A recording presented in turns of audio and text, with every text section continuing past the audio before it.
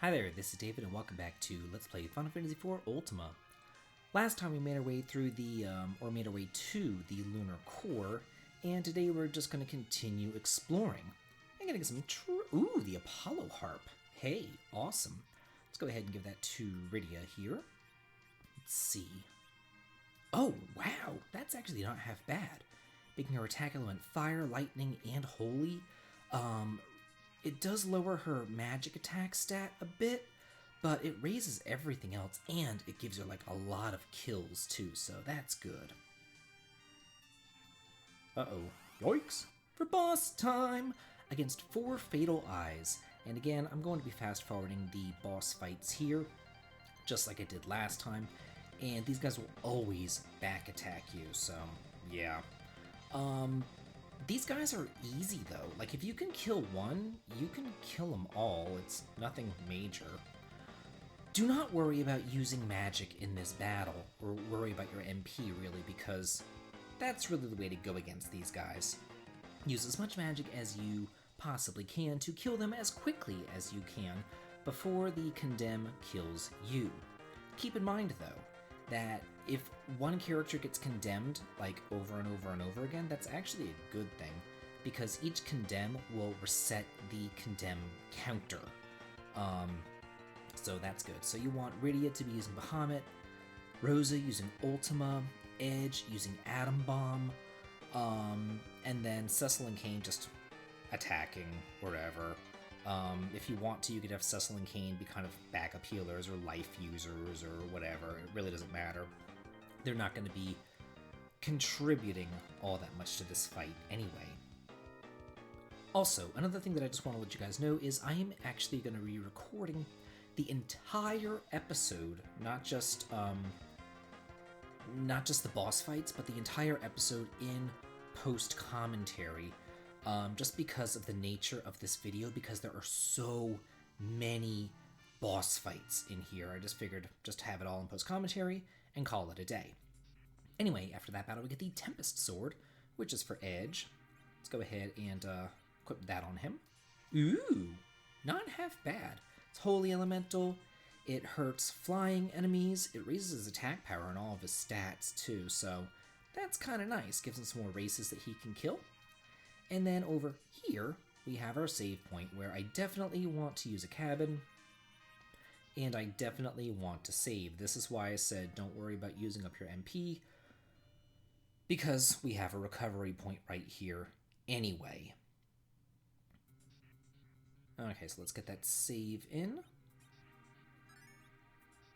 There we go. And let's move on. Another Thor's Hammer? Man, I got a ton of those. Uh-oh. Yikes!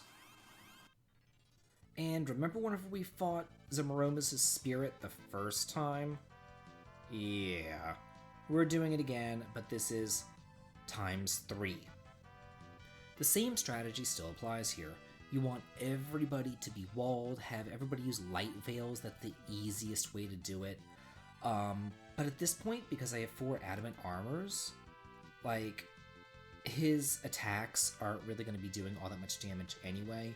Like, he's using Lit 2, it dealt 1 damage to Cecil. Like, give me a break.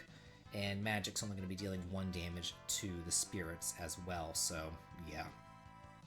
But just like the previous battle, the best way to go about killing the spirit here is by using magic. Because there's 3 of them, you know? So you want to hit all 3 of them at the same time. So because you're walled, the spirit isn't really going to be doing that much damage to you, so you can pretty much disregard healing in general. If you really need to heal, have Cecil do it. That way Rosa can focus on using Ultima, Edge can focus on using Atom Bomb, and Rydia can focus using on her summons to deal as much damage to the spirits as humanly possible. Because honestly, just like the Fatal Eyes, they're kind of easy. They only have, I want to say, 35,000 HP, so it's not that much, not that big of a deal. You should be able to handle them without too many problems, especially if you're walled up. And for killing the spirits, we get another sword! It's like all we ever get are swords for Cecil and Kane. But anyway, let's check it out. The Lightbringer. Ooh, not half bad. Yeah, raises pretty much everything for him, so that's pretty decent. And then let's pass down the Ragnarok sword to Kane. Do not forget that he can use swords too. So that's a really good way of keeping Kane relevant, I guess. Making sure that he's able to deal decent damage in battle, just passing down the swords. Because we're going to be getting so many different swords for Cecil that you really do need to be passing all this stuff down to Kane. And then after those battles, again, use a cabin and save. Let's move on. Now here, there's a secret passage over here to the left. Keep on going, and hey, what's this? Yeah, I do. Oh.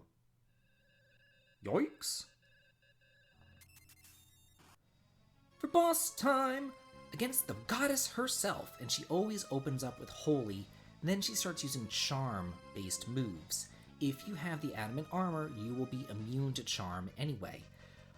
First things first, use light veils. Use wall on your party because you do not want her to holy anybody else, because it's pretty much a death sentence if she does. You don't want that.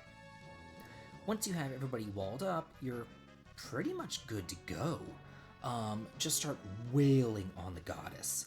You want Edge to be throwing ninja stars. You want Ready to be casting Nuke, dealing some nice damage there. You want Cecil to be attacking, Kane to be jumping, and honestly, Rosa can join in the fun too. Have her cast Ultima.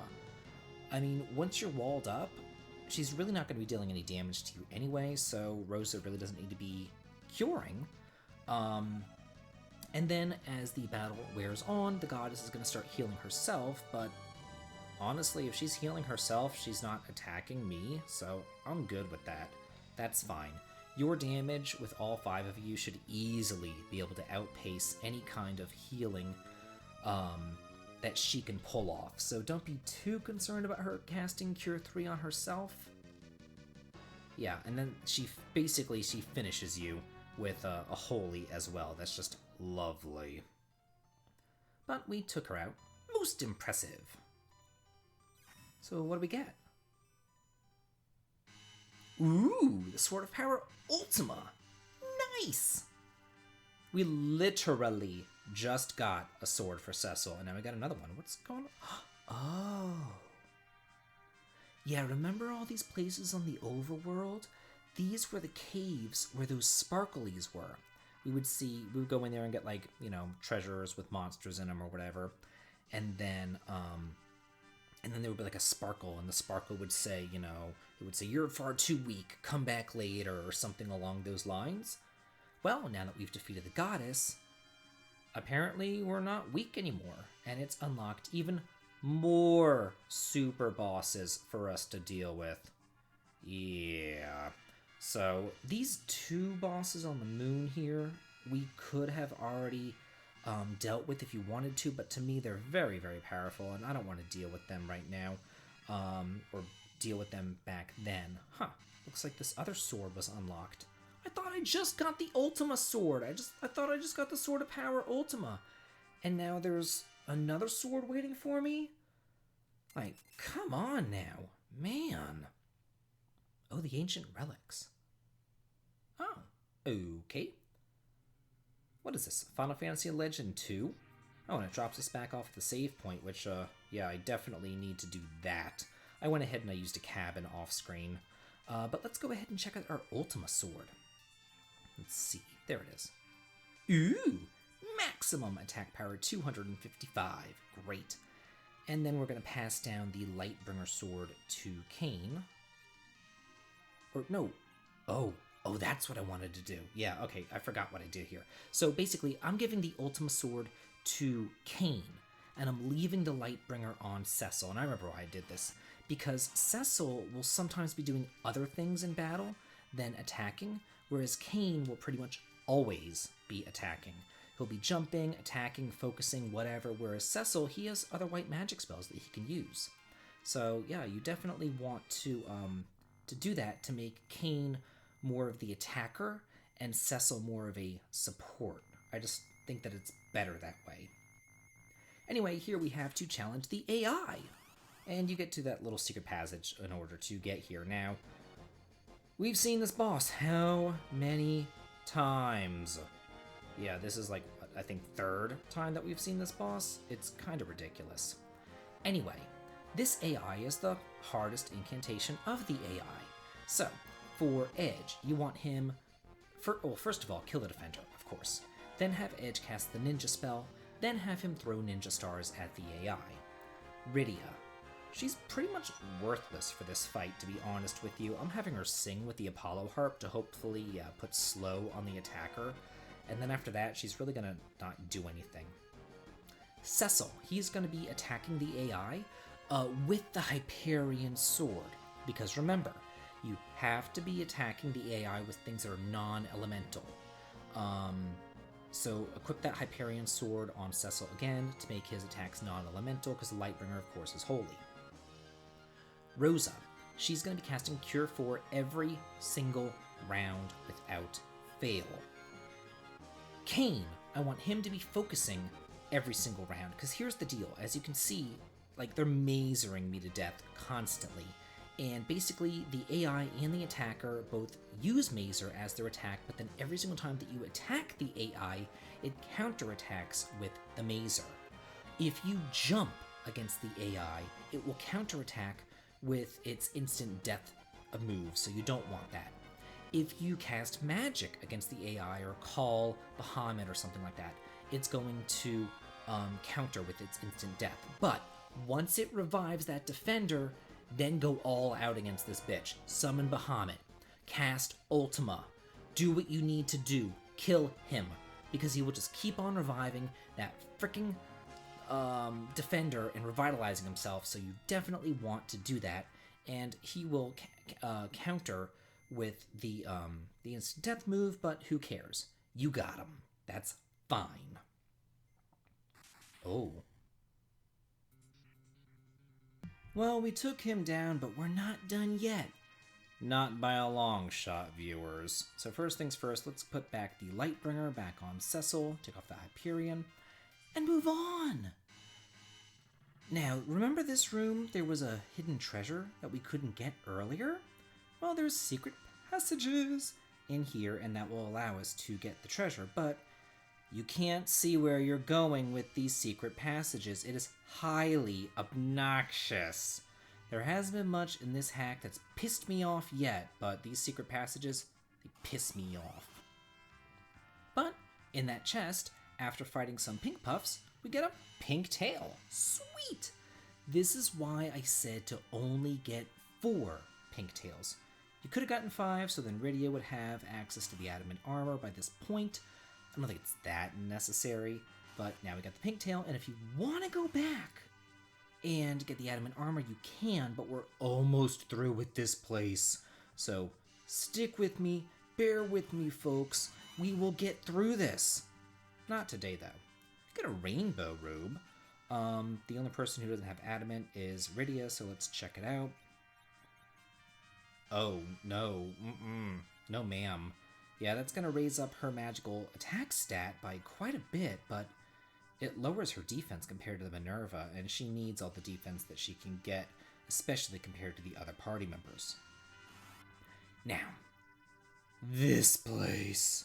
Oh, good God almighty. This shit pisses me off. Yeah.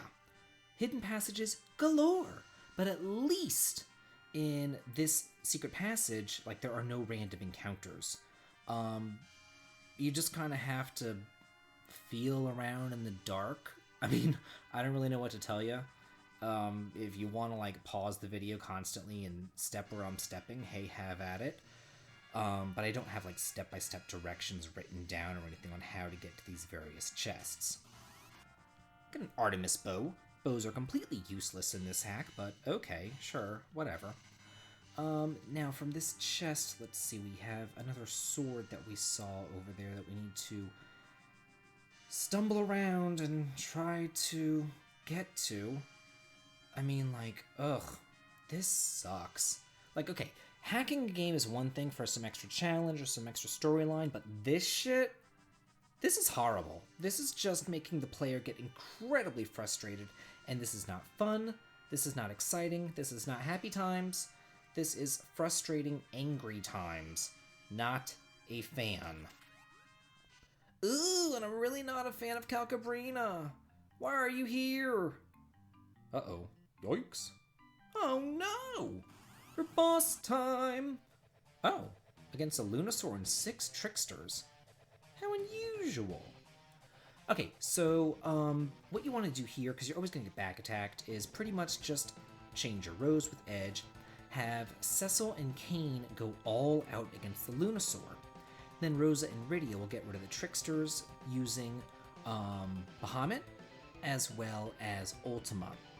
Because those are non-elemental, it will not trigger the Tricksters' I'll kill you all response. So yeah, just don't do that. Don't use any of Edge's magic because that will trigger it, and yeah.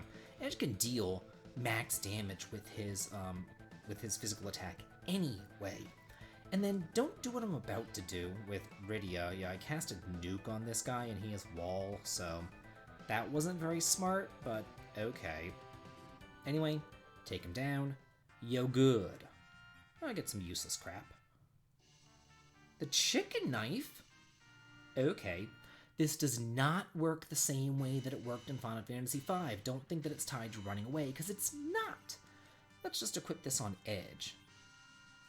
Yeah, look at those stats. Man, max attack power, everything goes up. Yes, please.